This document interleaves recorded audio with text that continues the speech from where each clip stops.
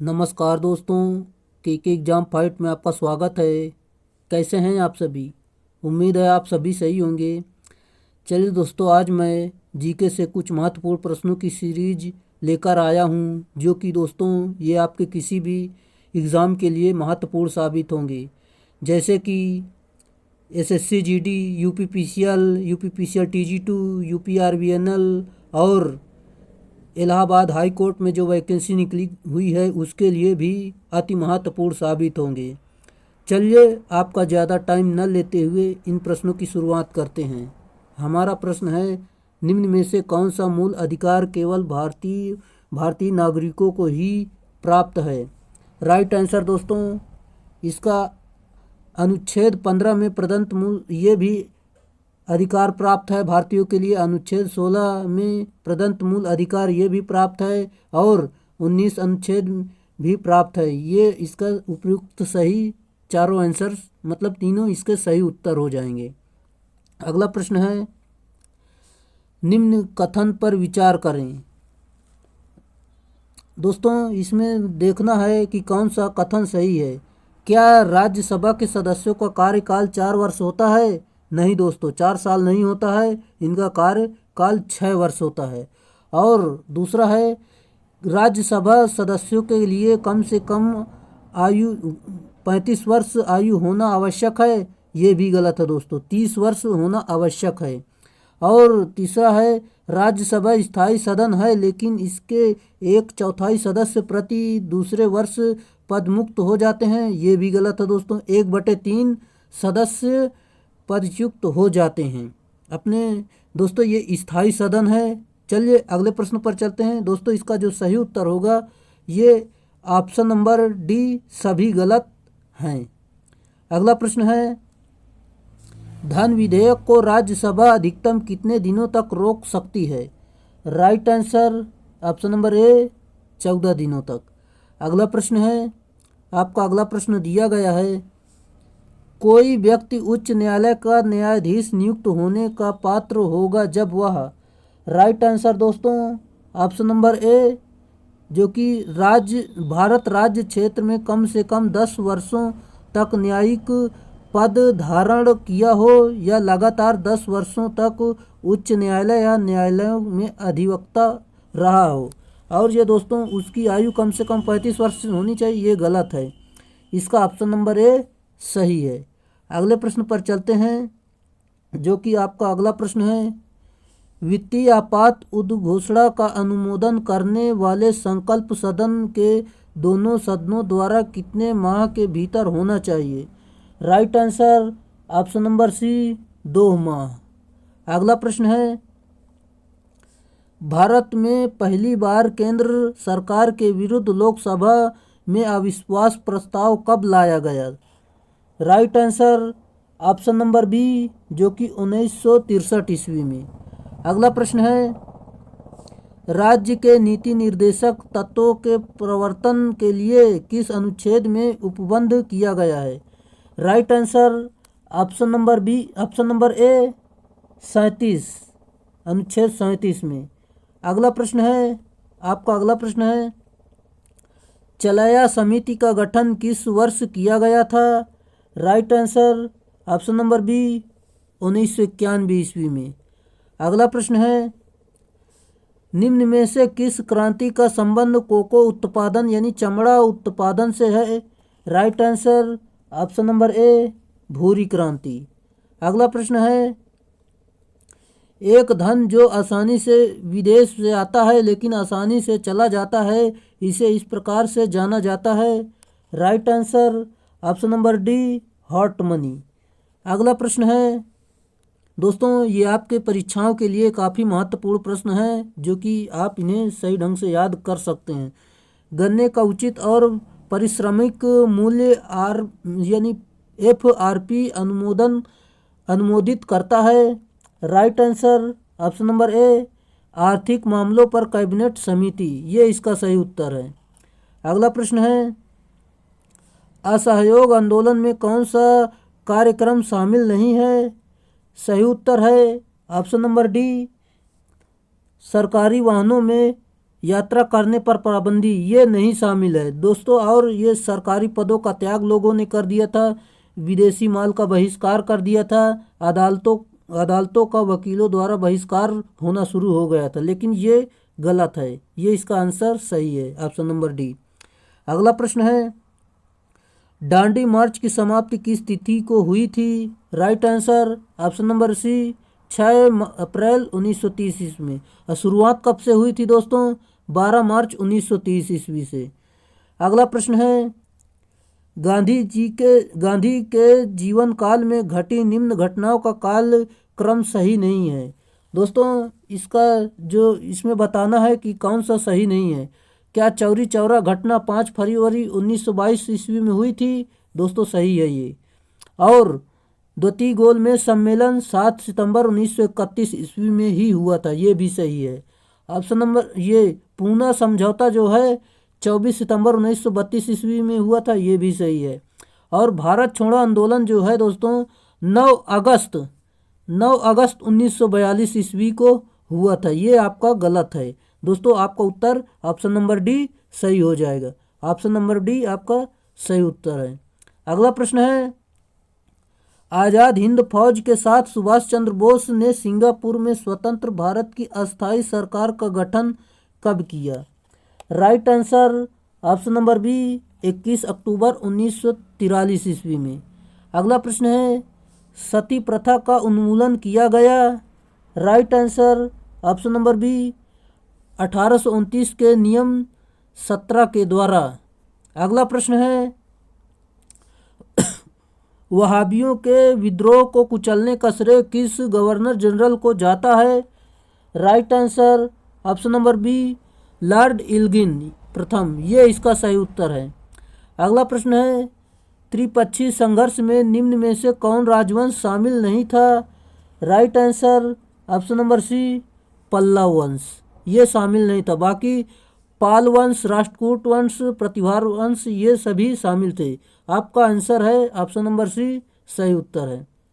अगला प्रश्न है, सिंधु घाटी सभ्यता के अंतर्गत शवों को दफनाने के अवशेष मिले हैं, इसमें शवों के सिर किस दिशा में रखे मिले हैं? Right answer option number A, उत्तर दिशा में। अगला प्रश्न है, किस बौद्ध संगीति में प्रथम बौद्ध धर्म का 2 संप्रदायों में विभाजन हो गया था? Right answer option number D, चतुर्थ बौद्ध संगीति में इनका विभाजन हो गया था। अगला प्रश्न है, महावीर स्वामी को किस नदी के तट पर कैवल्य की प्राप्ति हुई? Right answer option number C, Rijupalika नदी पर। अगला प्रश्न है, आजीवक संप्रदाय के संस्थापक निम्न में से कौन है? Right answer option number C, Makkhali Putra, ये सही है इसका उत्तर। अगला प्रश्न है, किस मुगल शासक के शासनकाल को स्थापत्य कला का स्वर्णिम काल कहा जाता है? Right answer option number C, Shahjahan, ये इसका सही उत्तर है। अगला प्रश्न है, मुगल काल में मुहतसिब कौन था? Right answer option number D, आचरण अधिकारी, ये सही उत्तर है। अगला प्रश्न है, दीवान ए अर्ज किस विभाग से संबंधित था? Right answer option number C, सैन्य विभाग। अगला प्रश्न है, बसावन व दसवंत किस शासक के दरबारी चित्रकार थे? सही उत्तर है ऑप्शन नंबर बी, अकबर। अगला प्रश्न है, सुमेलित निम्नलिखित में से कौन सुमेलित नहीं है? इसमें बताना कौन सा सुमेलित नहीं है। क्या आपका नौरारा उत्तर प्रदेश में है? ये सही है दोस्तों। कुडनकुलम कर्नाटक में है? ये गलत है दोस्तों। कुडनकुलम जो है तमिलनाडु में है, कुडनकुलम तमिलनाडु में है, तमिलनाडु में। और जो है काकरापारा ये गुजरात में, ये सही है। तारापुर महाराष्ट्र में, ये सही है। और जो कर्नाटक में है दोस्तों, कर्नाटक में जो है ये कैगा है, कर्नाटक में कैगा है। चलिए अगले प्रश्न पर चलते हैं। आपका अगला प्रश्न है, 38वीं समांतर रेखा किन 2 देशों के मध्य स्थित है? राइट आंसर उत्तर कोरिया एवं दक्षिण कोरिया, ये इसका सही उत्तर है। अगला प्रश्न है, निम्न में से कौन सा एक अच्छे ईंधन का गुण नहीं है? Right answer option number B, जो कि जलने पर ज़्यादा से ज़्यादा अवशिष्ट व हानिकारक गैसों का उत्सर्जन होना, ये इसका सही उत्तर है। अगला प्रश्न है, सूची 1 को सूची 2 से मिलाना है। चलिए मिलाते हैं। दोस्तों जो पहले आपको आता है पहले उसे आप मिलाया करिए, इसलिए आपको आसान हो जाता है। जैसे कि विटामिन के सभी को रटा होता है, विटामिन के रक्त का थक्का जमने में। और दोस्तों विटामिन ई है जो ये बांझपन उत्पन्न होता है इससे। और विटामिन 7 जो है ये बालों का झड़ना होता है इसमें से। और विटामिन B12 जो होता है प्रणालिस रक्तता होता है। दोस्तों आप इसमें से मिला लीजिए। ए का 3 किस में दिया गया है? पहले तो ए का 3 फर्स्ट में है और फिर वह बी का फर्स्ट दिया गया है। हाँ बी का फर्स्ट इसमें भी दिया गया है। ई का फोर्थ, सी का फोर्थ ये भी दिया गया है, डी का सेकंड ये भी दिया गया है। ऑप्शन नंबर ए आपका सही उत्तर है। चलिए अगले प्रश्न पर चलते हैं। आपका अगला प्रश्न है, तारों के मध्य दूरी ज्ञात करने की इकाई है। राइट आंसर गैलेक्टिक इकाई, ये इसका सही उत्तर है। अगला प्रश्न है, निम्नलिखित में से कौन सा पुरुषों की तुलना में महिलाओं में बहुत कम होता है? राइट आंसर वर्णांधता। दोस्तों ये प्रश्नों की सीरीज आप अधिक से अधिक दोस्तों में शेयर करें ताकि उनको भी पता चल पाए, वो भी इस चैनल पर आकर अपने पढ़ाई पूरी करें। चलिए अगला प्रश्न है। दोस्तों इसे आप काफ़ी ज़्यादा से ज़्यादा प्रैक्टिस करें ताकि आपके किसी भी एग्ज़ाम के लिए ये महत्वपूर्ण साबित होंगे। हीमोग्लोबिन लाल रक्त कोशिकाओं के अंदर का एक प्रोटीन है, यह निम्न में से किसका वहन करता है? Right answer option number A oxygen का। अगला प्रश्न है, किसी पदार्थ को एक अवस्था से दूसरी अवस्था में बिना तापमान में बदलाव के परिवर्तन होने के लिए आवश्यक ऊष्मा की मात्रा है? Right answer option number D गुप्त ऊष्मा। अगला प्रश्न है, निम्नलिखित कोशिका अंगों में से किस में न्यूक्लिक अम्ल नहीं पाया जाता? सही उत्तर है ऑप्शन नंबर डी जीव द्रव्य, ये इसका सही उत्तर है। अगला प्रश्न है, निम्न में से कौन सा विटामिन ए का अच्छा स्रोत नहीं है? सही उत्तर है ऑप्शन नंबर डी सी, जो कि जंतुओं में यकृत एवं गुर्दे, ये इसका उत्तर सही नहीं है। जबकि विटामिन ए मछली के तेल में पाया जाता, पालक में पाया जाता, आम में भी पाया जाता है। अगला प्रश्न है, इसको फिर से मिलान करना सूची 1 को सूची 2 से। जैसे कि प्रतिरोध आपको सभी को रटा होगा, प्रतिरोध किसकी इकाई होती है? ओम की। और विद्युत धारा विद्युत प्रवाह जो होती है वो एम्पियर की। बल का जो मात्रक होता है वो न्यूटन होता है। पावर जो होती है शक्ति यानी वाट की इकाई होती है। आप इसमें आप मिलान करेंगे, ए का चौथा कौन है, किस में दिया? बी में दिया गया है और डी में। और विद्युत प्रवाह बी का 1 किस में दिया गया है?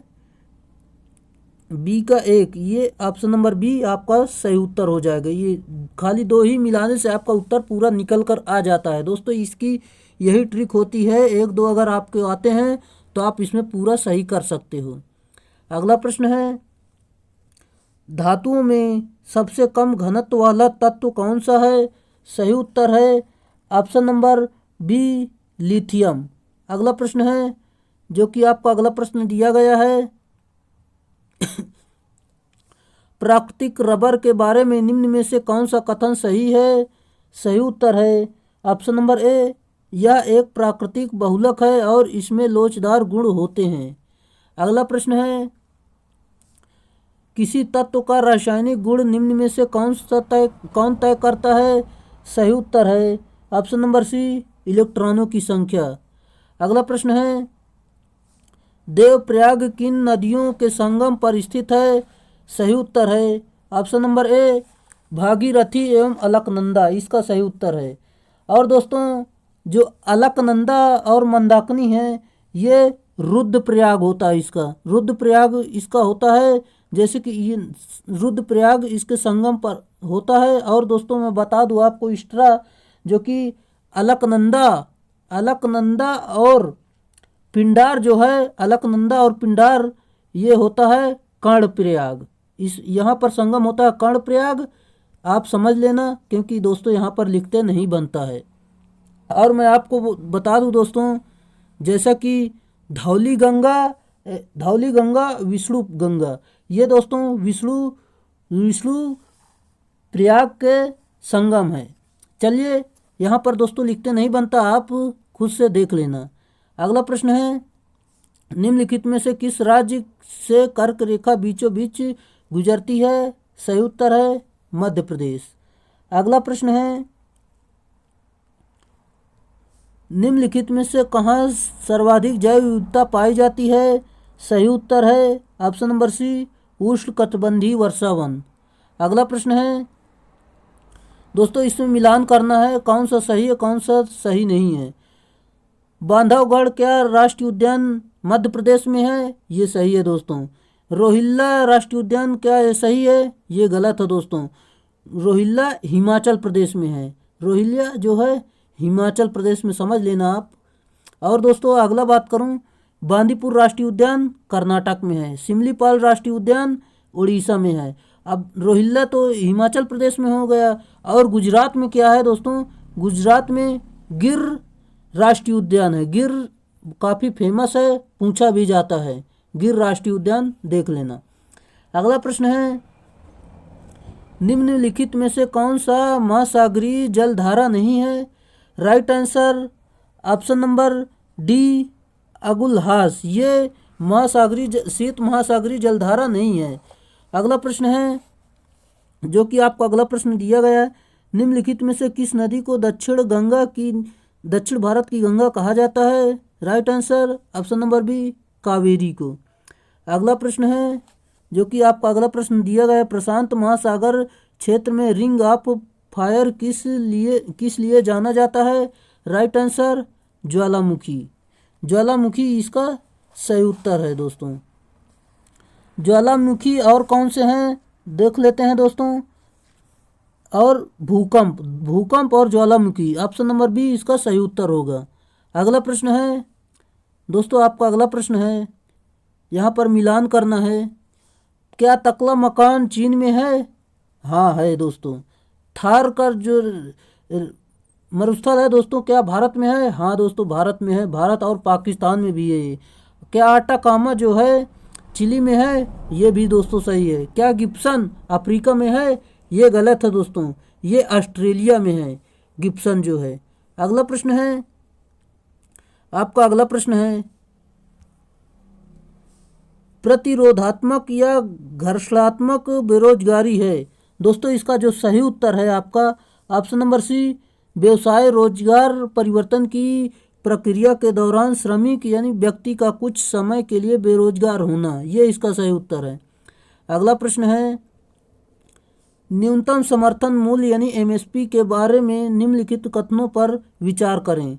दोस्तों इसका जो सही उत्तर होगा, आप देख सकते हैं यहाँ पर मिला सकते हैं। न्यूनतम समर्थन मूल्य आर्थिक मामलों की मंत्रिमंडलीय समिति द्वारा प्रस्तावित की जाती है, ये सही है दोस्तों। न्यूनतम समर्थन मूल्य कृषि लागत एवं मूल्य आयोग द्वारा अनुमोदित किया जाता है, ये भी सही है। आपका राइट आंसर हो जाएगा ऑप्शन नंबर सी, फर्स्ट और सेकंड दोनों सही हैं। चलिए अगले प्रश्न पर चलते हैं। कुछ दोस्तों मैं आपको वन लाइनर जानकारी दे देता हूँ, जैसे कि दर्शन, प्रमुख दर्शन एवं उनके प्रवर्तक, जैसे कि दर्शन और प्रवर्तक दिया गया है। जैसे कि योग काफ़ी पूछा जाता है, ये पतंजलि वाले का है। और न्याय है, ये न्याय कौन करते हैं? गौतम जी। और सांख्य जो है, ये सांख्य जो है कपिल से संबंधित है। चारवाक ये सिंपल है। वैशेयिक का कणाद है। और पूर्व मीमांसा जो है दोस्तों, पूर्व मीमांसा आपका जैमिनी, उत्तर मीमांसा बदरायण, ये इसका दोस्तों देख सकते हैं, इसके प्रवर्तक हैं उत्तर मीमांसा के। अब बात करते हैं विभिन्न संप्रदायों एवं उनके संस्थापक। जैसे कि आप देख सकते हैं, आजीवक के संस्थापक थे मक्खली पुत्र गोसाल। और अनिश्चयवादी के जो है संजय वेठली पुत्र। और भौतिकवादी जो है पंकुथ कच्चायन। और घोर अक्रियावादी के जो हैं, यहाँ पर देख सकते हैं पूर्ण कश्यप, ये इसका सही उत्तर है। दोस्तों कैसे लगे हमारे ये चुने गए प्रश्न, जो कि विभिन्न एग्जामों में पूछे गए प्रश्न हैं दोस्तों, ये काफ़ी एग्जामों में पूछे गए प्रश्न हैं। चलिए दोस्तों आज के लिए इतना ही। दोस्तों इसे अधिक से अधिक दोस्तों में शेयर करें ताकि उनको भी पता चल पाए। यहाँ पर भी जानकारी, यहाँ पर भी एजुकेशन की मतलब किसी भी भर्ती की तैयारी कराई जाती है। जैसे कि दोस्तों इस समय एसएससी डीडी चल रहा है, वहाँ के लिए दोस्तों ये काफ़ी महत्वपूर्ण प्रश्न साबित होंगे। और दोस्तों जो इलाहाबाद हाई कोर्ट में जो भर्ती निकली है उसके लिए भी ये महत्वपूर्ण साबित होंगे।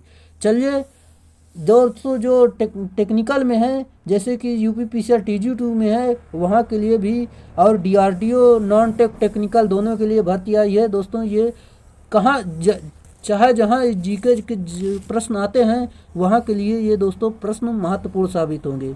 चलिए आज के लिए इतना ही, फिर मिलेंगे नेक्स्ट वीडियो में, तब तक के लिए बाय।